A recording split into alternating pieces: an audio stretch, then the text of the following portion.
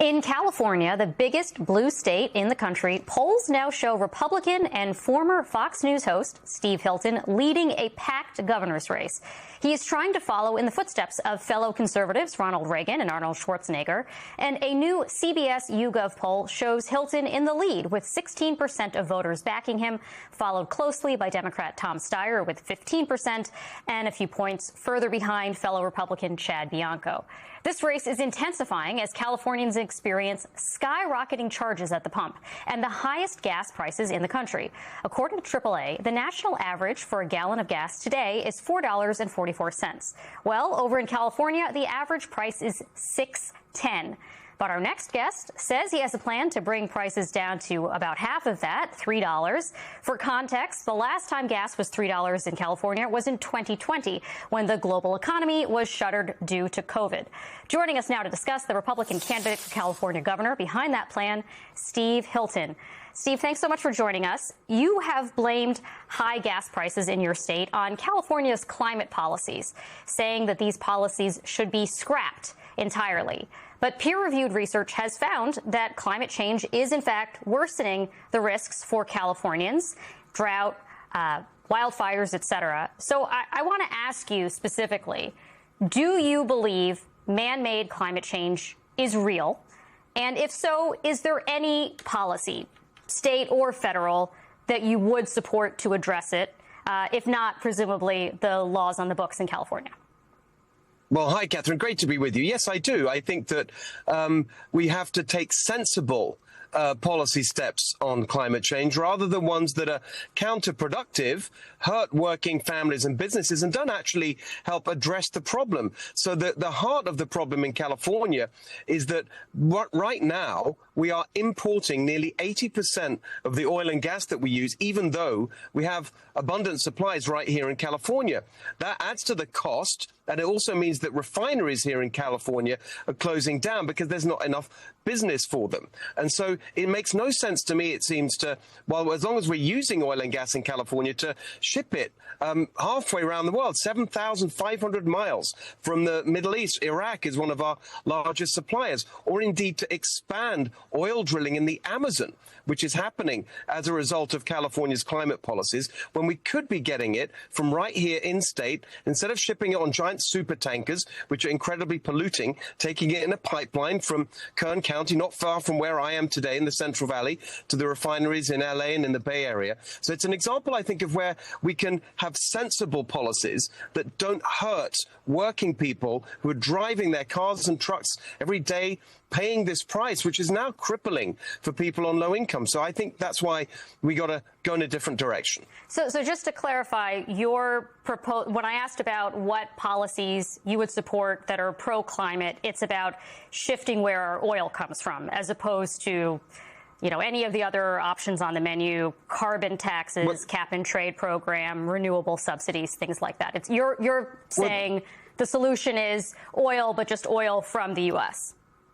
Well, there are other things. I mean, for example, one of the first major policy areas I looked at years ago, actually, when getting ready to develop the plans for how we can change California, is how we manage our forests. If you look at wildfires in the forests in the Sierras, for example, one of the last big years of wildfires, I think it was 2020, produced more CO2 emissions than the previous nearly 2 decades of climate policy actually saved. So I think you can actually, if we managed our forests better and reduced wildfire risk, you'd cut carbon emissions that way, as well as, by the way, reviving our timber industry in California, creating jobs and opportunity in rural areas, and lowering the cost of construction materials so we can bring the cost of housing down. So I think in all of these areas, what we need is not an ideological approach, but something that's much more common sense and practical. Steve, you are a Republican running in California, so God bless you. But it is a state where some of your views might be out of line with the majority of Californians.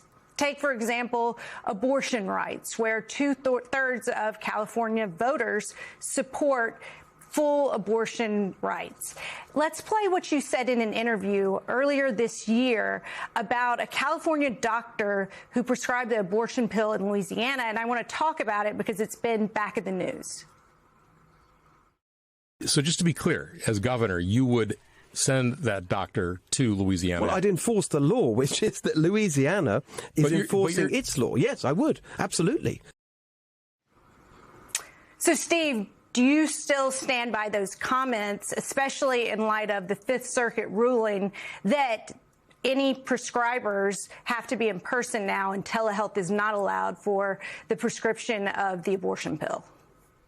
So, of course, that whole question is not about abortion rights in California. It's about abortion rights, or the lack of them, in Louisiana. In California, the voters made their position on this very clear in a ballot initiative, in a constitutional amendment that was passed in 2022 by a two-thirds majority, exactly as you say. That's not going to change. It can't change unless it's overturned by another ballot initiative. And, of course, I've got no plans to do that. So there'll be no change to abortion rights in California when I'm governor, and it's not in any way the focus of my campaign, which is to lower costs for Californians, improve the business climate, get us away from having the highest unemployment rate in the country, and so on. That particular case, though, I think is an important one, because I'm a great believer in our U.S. Constitution and in the federalism of our system. And what's happened on abortion rights is that each state has made its own decision, and voters have expressed themselves in different ways, and their representatives across the country. And I think we have to accept that and respect that. And if we don't, I think you can end up with total chaos when you have one state trying to undermine the laws that are passed in another state. But the inverse could also be true. Federalism, in the sense that California has decided what they believe and the voters have spoken. And so you would actually be siding with Louisiana when extradition for a crime that is not committed in a state is something that really has never happened and is just not part of the legal code. No, I'm siding with the law and with democracy and the expressed will of the people. Californians have spoken for California, but Californians don't speak for Louisiana. Neither do Louisianans speak for California. Just in the same way, I wouldn't want to import Louisiana's policies into California on this or any other issue. And I think that's the heart of the argument here. Steve, it's great to hear you say that you support the expressed will of people and democracy. Of course, you know, in 2020, you had some serious allegations about the integrity of our elections. I wanted to ask you about that for a moment. You have said that a federal law enforcement agency, that the FBI meddled in our election, tipped the scales in favor for Joe Biden, and you claim that the FBI worked to undermine Donald Trump. What evidence do you have of any of those allegations that you made? Well, I think the specific case that was being referred to there is about the suppression of the information that was on the Hunter Biden laptop, which was regarding the business dealings of the Biden family. And the evidence is contained in testimony, for example, from people like Mark Zuckerberg, that's come out over the years that have shown that the FBI did indeed initiate the process by which that material was suppressed from public view. And so I think that that's all been well rehearsed. It's got nothing, of course, to do with the future of California, which is why I'm running for governor, because this state badly needs change after 16 years of Democrat rule. And the things that most people are concerned about are the fact that we've got the highest gas prices, the highest housing costs. Just the other day, we had. I appreciate you kind of shifting to the topic. I appreciate you shifting to the topic, but it's just really more about integrity, and actually it's more about your judgment. The FBI Inspector General actually looked into this and determined that the FBI actually did not change the outcome whatsoever of the election. So my question to you tonight, not the point that I made. No, but the question, I didn't make a point about the changing of the election outcome. The point I made was about the changing of the FBI did not meddle in the election. The FBI did not meddle in the election. You made the allegation that the FBI meddled in the election. That's exactly your tweet. I can put it up for you on the screen. It said they tried to stop him from being elected. They undermined his administration. Then again in 2020, the FBI meddled in the election to support Joe Biden. That is not accurate. That's correct. It is accurate. The FBI did not meddle in the election. The FBI Inspector General issued a report that found the FBI did not meddle in the election. You're telling me about Mark Zuckerberg. I'm telling you the FBI, which is currently run by a Republican administration, and Kash Patel have not made that determination. I think you're muddling up two different things, which is the election outcome. I never said that they changed the election outcome. I argued, based on the evidence, that they put their finger on the scales in the election process by changing the information that was available to voters during the election campaign. I think that's clear that they did that. Why hasn't Kash Patel issued that? Well, I'm not responsible for the FBI or Kash Patel. Well, let me ask you this. Did Joe Biden win the election in 2020? I'm sorry? Did Joe Biden win the election in 2020? It really, I've got to say, we've got the biggest state in America with the highest poverty rate in the country. Over a third of Californians cannot afford to meet their basic needs. And the fact that in the little time that we have together, instead of looking at how we can help struggling California families and businesses, you want to talk about a political argument from 6 years ago. Well, why can't you answer the question, though? I mean, we could talk about other things. I feel like you're filibustering a little bit. We're asking you a pretty basic question.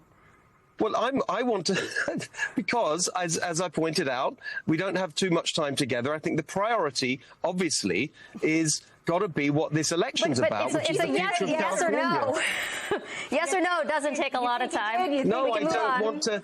No, I don't want to indulge these ridiculous games about who won the election and so on. I'll tell you, actually, you just talked about the will of the people of California, and you're the one that literally said, I support the express will of democracy, of people and democracy. The reason why it's important, Stephen, if you don't see why, is that the voters in California are being asked to trust your judgment. And the question that I have for you is, are you a person who believes in facts and evidence, or are you a person who's willing to curry political favor with the President of the United States? In that case, the voters in California have a right to know that you're not willing to speak truth to power. I think that's a legitimate question for people in California to know as they go to the polls and have to decide whether you are the person who's going to represent them. So that's why I'm asking you, do you believe in facts and evidence, and do you believe Joe Biden won the election? I do believe in facts and evidence. I also believe that it's an insult to the intelligence of the voters that you want to make an important conversation about the future of this state, about something that happened 6 years ago that's been well litigated. It's about your judgment. It's not about what happened 6 years ago. It's about whether or not you can say facts and evidence and speak truth to power. It's about that today. It has nothing to do with the outcome of 2020. Joe Biden served 4 years as president. We in America know who won the presidency. Exactly. We're asking you, who's asking for... Well, that's right. You won't even say it. You won't even say it. You're asking for voters to trust you, and you won't even say it. Of course I've said it many times. My point is we just spent 5 minutes asking you to say it, and you didn't say it. I have said it. I've said it many times. I've also said, by the way, that there are many reasons that people feel very frustrated with the way that Democrats in particular have made changes to the election system in order to benefit them in a partisan way. And that's why right across the country, in all sorts of different ways, you've got people who've lost confidence in the election system. And I think that's terrible for our democracy. So I think we've got to look at that. And that's one of the reasons I'm very glad that we've got... It starts with elected officials being able to say the outcome of our elections are valid and should not be constantly... Of course they're valid. I don't understand the dispute. Of course they're valid, and I don't dispute that for 1 second, and I never have. So I don't actually understand what the line of questioning is about. And as I say, what I think we need to focus on is the outcome of the next election in California, that is going to determine whether we continue down a path that's ended up with the highest poverty rate, the highest unemployment rate, the highest cost of living in the country, or whether we move in a new direction. I think we need to move in a new direction, and I think it's an insult to everyone in California who's looking for a bit of hope that we waste time on all these, things that most people don't care about, honestly. Steve Hilton, really appreciate your time this evening. Thank you so much, and look forward to having more conversations with you. Appreciate you making time. Absolutely. Good to be with you. Thank you.